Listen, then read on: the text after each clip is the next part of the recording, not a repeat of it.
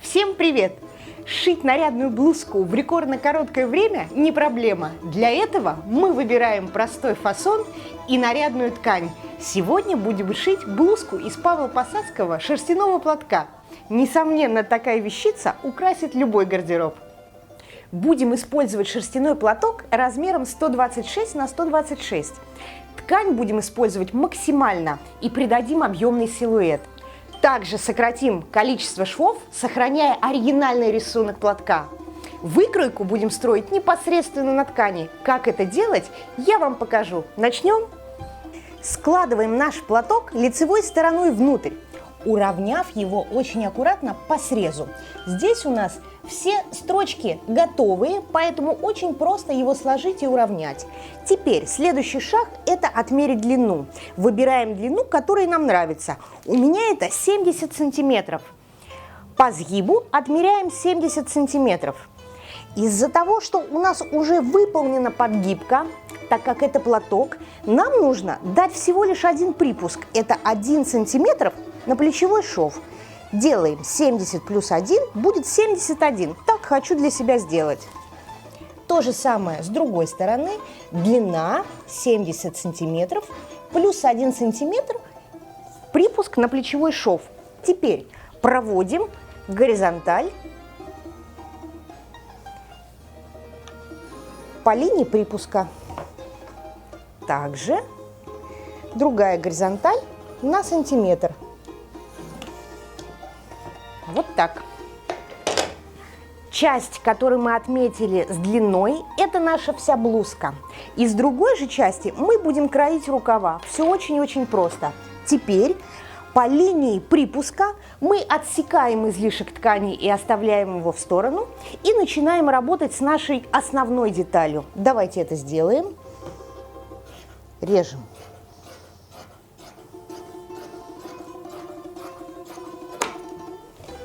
Отлично. Убираем в сторону пока что и начинаем работать с нашей тканью. Вот эта часть, это у нас и спинка, и полочка. То есть здесь мы будем умещать наши две детали кроя. Очень просто. Шов, который у нас уже есть, он обработанный, это наша спинка. То есть мы располагаем выкройку таким образом, чтобы рисунок на спинке был тоже очень красивый и симметричный. И также мы избегаем лишних швов. Чтобы определить, где же у нас будет линия бока, куда же у нас будет вставляться наш рукав. Для этого нам нужно ширину нашего платка поделить пополам. У меня это 62 сантиметра. 62 поделить пополам будет 31 сантиметр. То же самое делаем сверху.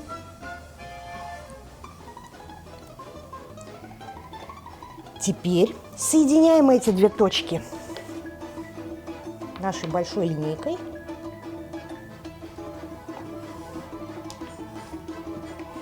Это и будет линия бока. Сейчас мы будем формировать линию проймы. От верхней точки, то есть от среза, вниз опускаем 25 сантиметров. По нашей вертикали ставим засечку. Теперь этот участок 25 сантиметров нам нужно поделить на 3 ровные части. И 1/3 нижняя часть тоже нам необходима. И здесь мы также ставим засечку. Дальше оставляем пока в сторону вот этот кусочек и продвигаемся вверх по выкройке. Что же делать? Горловину мы будем формировать в форме горловины лодочка. Она у нас такая должна быть узенькая и длинненькая. Что для этого нужно сделать? По нашему переду, там, где у нас сгиб, откладываем 12 сантиметров. Вниз углубляем на 7 сантиметров по сгибу. И рисуем мелочком очень красивую такой полуовальчик. Также не забываем припуск, который всего у нас будет 0,5. То же самое со спинкой. От нашего уголка Ставим наш отрезок 12 сантиметров. Углубляем всего на 3 сантиметра. И то же самое мелочком, красивый полуовальчик нарисовали. Вот здесь у нас будет горловина спинки, а вот здесь у нас будет горловина полочки. Теперь плечевые швы. По нашей вертикали, которую мы пропустили через центр, спускаемся вниз, даже не от среза, а от линии шва плечевого, где мы отмечали длину. Спускаемся вниз 2 сантиметра и ставим эту засечку. Теперь соединяем верхнюю точку горловины с этой засечкой по спинке и то же самое по полочке. Тем самым мы получаем плечевой шов. Что же дальше? Теперь от этой точки нужно отступить вправо и влево по 2 сантиметра. Давайте сделаем. По плечевым швам, которые мы только что сделали, 2 сантиметра с одной стороны и 2 сантиметра с другой. От вертикали. Все очень-очень просто. Ставим засечки, чтобы мы их видели. Теперь возвращаемся к нашей пройме. Чтобы вернуться к нашей пройме, мы помним, что этот участок, вертикаль, мы поделили на 3 ровные части. От третьей нижней части откладываем то же самое по 2 сантиметра вправо и влево. Ставим точки. И теперь плавно соединяем эти точки, то есть нижнюю точку нашей проймы, потом 2 сантиметра, что мы отметили, и ведем вверх до плечевого шва. С одной и с другой стороны. Здесь у нас такой полуовальчик небольшой. Вот это наша такая узенькая пройма. Но рукав у нас будет достаточно широкий, он у нас будет приспущенный рукав. И поэтому такая конструкция нам очень даже подходит. Теперь отмечаем припуск по нашей пройме. Он у нас маленький, всего 1 сантиметр. Проходим вокруг 1 сантиметр. По этому припуску мы будем вырезать. Также плечевой шов. Здесь тоже припуск 1 сантиметр. С одной и с другой стороны. Почти готово. Теперь сзади по спинке, по центру у нас будет идти шов. Поэтому нам нужно немножечко сократить вот этот участок под шов. И мы отмечаем здесь 1,5 сантиметра. По всему шву проводим вертикаль. И по нему мы будем уже строчить. Вот так. Что же нам нужно вырезать? Начинаем вырезать с нашей горловины полочки. По нашему припуску вырезаем. Теперь плечевой шов полочки вырезаем.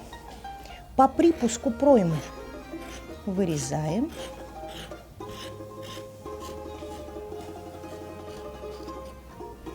По припуску спинки проймы вырезаем.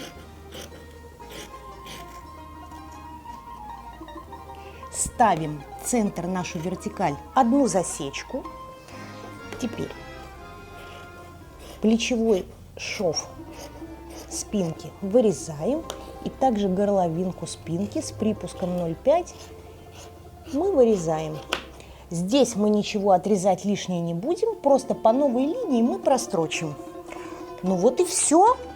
Наша блузка, основа, уже готова. Давайте приступать к рукаву. Наш остаток от платка мы должны свернуть также лицевой стороной внутрь. Нижний срез у нас уже готов. Это такая очень тоненькая подгибка, которая была на платке и будем работать со срезом. Здесь у нас как раз и будет линия втачивания. Теперь складываем его еще второй раз и уравниваем. Делаем очень-очень ровненький. Вот здесь будет сгиб нашего рукава. Теперь будем делать наш срез. Как же сделать наш срез? Мы помним, что мы делали вертикаль в центре нашего основного изделия и опускали от вершины, от среза на 25 сантиметров вниз нашу вертикаль для нашей проймы. То же самое сделаем и здесь. По нашему срезу уже отмеряем 25 сантиметров. Проводим вниз еще одну вертикаль.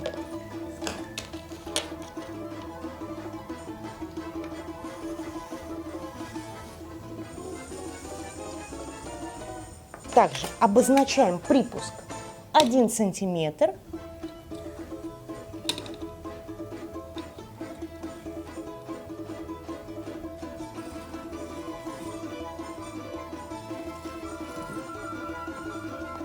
Отмеряем. В принципе, наш рукав уже готов. Я хочу использовать вот эту длину по максимуму, а вот этот край, то есть у меня срез готовый, я соберу на резиночку, и у меня будет такой очень пышненький, красивый рукавчик. Рукав можно также сузить, определите для себя, насколько вы хотите узким его сделать. Тоже по такому же принципу линия сужения рукава к низу, и также по-другому вы можете его обработать. Это может быть сборка, косая бейка, манжет, что-то другое. Но сегодня мы будем делать упрощенный вариант. Это прямой рукавчик с резиночкой. Тоже очень красиво. Не забываем про припуск сверху. Это у нас 1 сантиметр. То же самое, что было и на пройме. И уже можно готовый рукав вырезать. То есть по линии припуска я срезаю излишек ткани. Вот так. И здесь я равняю. Готово. Вот наши готовые детали кроя. У нас 2 рукава, спинка, полочка, все это вместе. И с чего же начать? Начинаем обработку с центра спинки. Вы помните, что она у нас была открытая. Теперь ее нужно закрыть по нашей линии, которую мы провели, и разутюжить. Обметывать не надо, потому что это у нас платок, и шов уже был обработан. Давайте сделаем.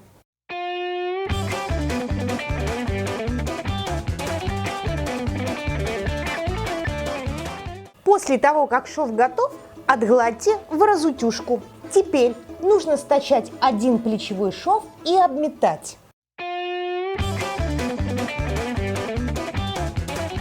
Мы прострочили и обметали, а после этого разгладили всего 1 плечевой шов. Почему 1? Чтобы легче было обтачать горловину косой бейкой, а потом мы это закроем, тоже обметаем и уже прогладим.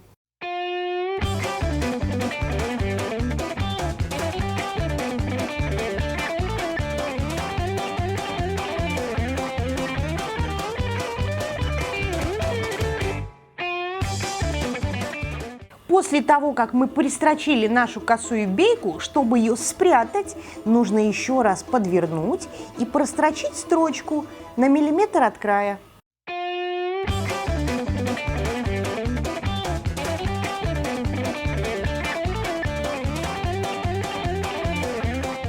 Значит так, что мы сделали?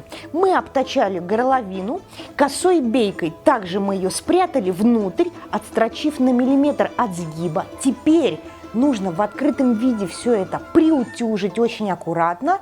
И теперь стачать 2 плечевой шов, также его обметать и проутюжить. Горловина закончена, мы ее обработали косой бейкой, потом мы закрыли 2 плечевой шов, все это отгладили, и теперь самое время приступить к рукаву. Мы договорились, что сделаем нижнюю часть рукава на резиночке, она у нас такая будет объемистая и очень-очень красивая. Теперь, что же нам нужно сделать? Нужно определить, где мы будем притачивать нашу резинку. Для этого у меня на моем платке есть черная кромка, то, что нужно для такой интересной детальки. Теперь я отмеряю 8 сантиметров от нашей строчки и провожу горизонтальную линию с одной стороны И с другой стороны, другой рукав я сделаю так же. Теперь очень тоненькая резиночка, я ее буду пришивать всего одной строчкой. Как же мне узнать, сколько мне нужно этой резинки? Вокруг запястья я отмеряю немножко с припуском. Она у меня не должна быть очень тугая, немножко свободная, чтобы я ее могла потом завести на такую длину, на которую я хочу. Вот столько будет достаточно. Отрезаю. Вот и я определилась, столько резинки мне нужно на один рукав и на другой то же самое. Как же ее притачать, резинку? Это сделать очень-очень просто. Для этого мы иголочкой по нашей линии с одного края мы должны ее прикрепить. Очень аккуратно. И с другого края тоже. И, естественно, строчку нам нужно будет делать в растянутом виде. То есть нужно резинку растянуть. Вот таким образом. И проложить по центру всего одну строчку, которая потом нам даст очень красивую сборочку.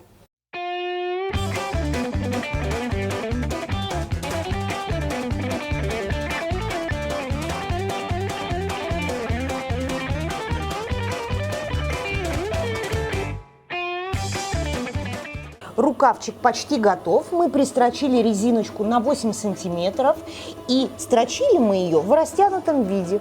Вот так, одной строчкой. Проделайте то же самое с другим рукавом. После того, как манжеты готовы, боковые срезы рукавов нужно стачать, обметать и проутюжить.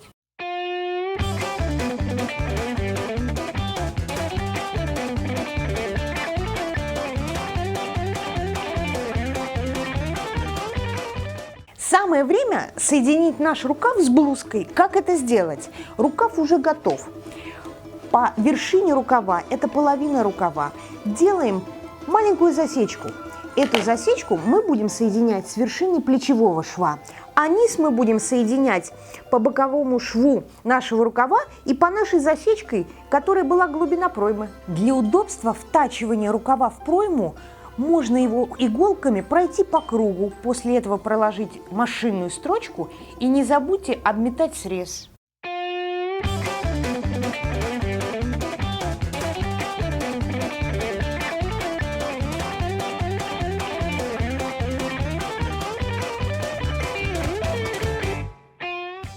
Ну вот и все, наша замечательная блузка из павлово-посадского платка уже готова. Такой фасон можно носить с 48 по 52 размер, потому что это свободный силуэт. Такая блузка идеально сочетается с модными джинсами и с узкими юбочками. Дерзайте, все гениальное просто. И не забудьте, что павлово-посадские платки нужно стирать только в холодной воде вручную, иначе ваша большая блузка превратится в маленькую блузочку для куклы Барби. На сегодня все. Подписывайтесь на мой канал и оставляйте комментарий. Всем пока!